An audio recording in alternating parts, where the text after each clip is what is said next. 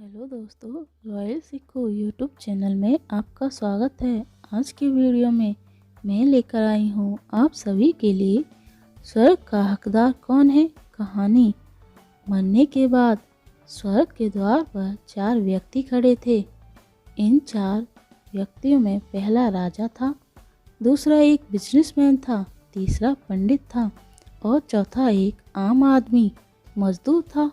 किसी को भी यह पता नहीं था कि कौन स्वर्ग के अंदर प्रवेश कर पाएगा और कौन वहीं से वापस लौटा दिया जाएगा।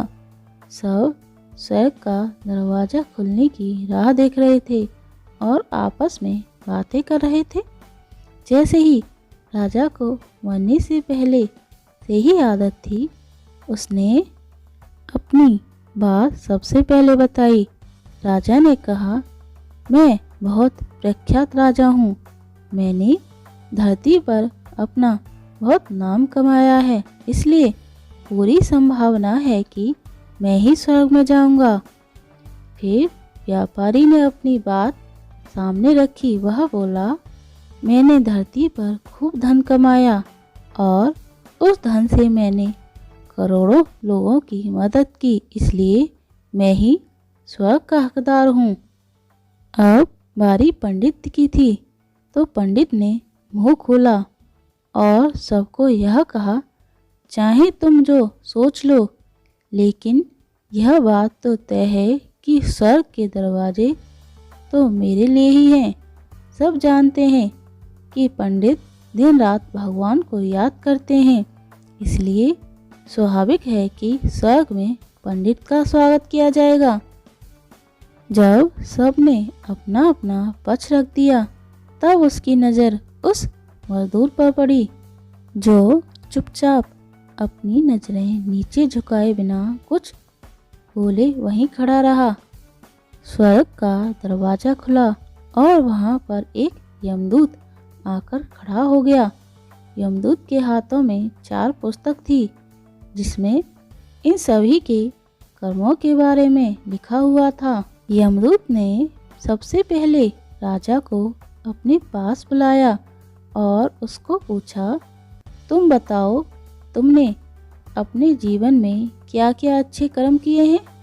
मैं तुम्हें इस पुस्तक में देखकर फैसला करूँगा कि तुम्हें अंदर जाने देना चाहिए या नहीं। राजा ने कहा, मेरा राज्य इतना बड़ा था, उतना ही समृद्ध था और मेरी प्रजा के सभी लोग खुशहाल थे। सभी बड़े आनंद से रहते थे। मैंने उन्हें कभी भी किसी भी चीज़ की कमी नहीं होने दी। यही मेरे अच्छे कर्म हैं। यमदूत ने अपनी पुस्तक में देखा और देखने के बाद राजा से कहा, तुम सच बोलते हो। तुमने अपने राज्य की प्रजा का बहुत ही सुखी रखा था, लेकिन तुमने अपने राज्य की सीमा बढ़ाने के लिए जितने युद्ध किए थे, उन युद्धों की वजह से हजारों सैनिकों ने अपनी जान गंवा दी थी। उन हजारों सैनिकों के परिवार के दुख का कारण तुम बने थे, इसलिए तुम स्वर्ग में नहीं जा सकते हो। अब बारी थी व्यापारी की। व्यापारी ने जब यमदूत से पूछा कि तुम्हारे अच्छे कर्म क्या हैं, तब व्यापारी ने उससे कहा, मैंने करोड़ों लोगों को खाना खिलाया, कई आश्रम में दान किया, कई निश्चित लोगों के लिए घर बनवा कर दिया। यह मेरे अच्छे कर्म हैं। यमदूत ने फिर से अपनी पुस्तक में ध्यान से देखा और देखने के बाद व्यापारी से कहा, तुम्हारा कहना भी ठीक है कि तुमने बहुत दान धर्म किए हैं, लेकिन यह दान धर्म तुमने जिन पैसों से किया है, उन पैसों को कमाने के लिए तुमने न जाने कितने झूठ बोले हैं, कितनी हेरा फेरी की है और कितनी मिलावटें की हैं, इसलिए तुम भी स्वर्ग में नहीं जा सकते हो। जब पंडित से यही सवाल किया गया, तो पंडित ने बड़े ही आत्मविश्वास के साथ कहा, मैंने लोगों को ज्ञान दिया है, हजारों यज्ञ और पूजाएं की हैं और दिन रात भगवान का जाप किया है। अच्छे कर्म और क्या हो सकते हैं? यमदूत ने अपनी पुस्तक के अंदर झांक कर देखा और पंडित से कहा, आपने जितने भी लोगों को जो ज्ञान दिया है, उन बातों पर खुद भी कभी अमल नहीं किया। आपने यज्ञ, पूजा या भगवान का नाम निस्वार्थ भाव से कभी नहीं लिया, इसलिए आपका भी स्वर्ग में आना नहीं है संभव। मजदूर यह सब देखकर हैरान था। वह अब तक जिन्हें महान समझता आ रहा था, उनकी व्याख्या स्वर्ग के दरवाजे पर आकर बदल गई थी। धरती पर जिन कर्मों को अच्छा समझा जाता है, उनका वहाँ पर कोई मूल्य नहीं होता। यमदूत ने जब इस मजदूर को अपने पास बुलाया और इससे पहले कि वह उसके अच्छे कर्मों के बारे में पूछता, मजदूर बोल पड़ा, प्रभु, मैं जानता हूँ कि मैं भी स्वर्ग में आने के लायक नहीं हूँ, लेकिन मैं फिर भी एक बार बाहर से ही स्वर्ग को झांक कर देखना चाहता हूँ। बस इससे ज़्यादा मेरी कोई इच्छा नहीं है, क्योंकि ऐसी इच्छा पालने के लिए मैंने जीवन में कुछ भी नहीं किया। मैं पूरा दिन मेहनत करता और जो भी पैसे कमाता, उन्हें अपने परिवार के पालन पोषण में खर्च कर देता, इसलिए दान धर्म के लिए कुछ बचा नहीं पाता।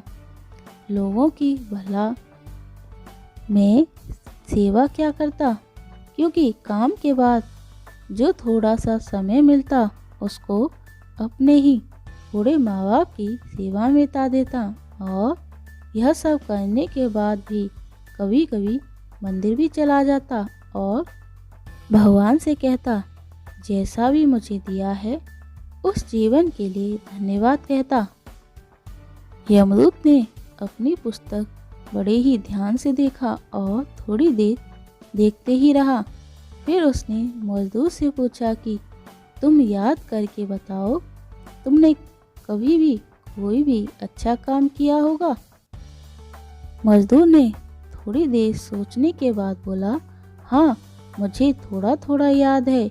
एक बार मैं बहुत भूखा था और मैं खाना ही खाने बैठा था कि बहुत ही कमज़ोर कुत्ता, जो ठीक से चल भी नहीं पा रहा था, वह मेरे पास आ गया और मेरे खाने को देखने लगा। तब मैंने अपनी रोटी उसे खिला दी थी और उस दिन मैं बहुत ही भूखा सोया था।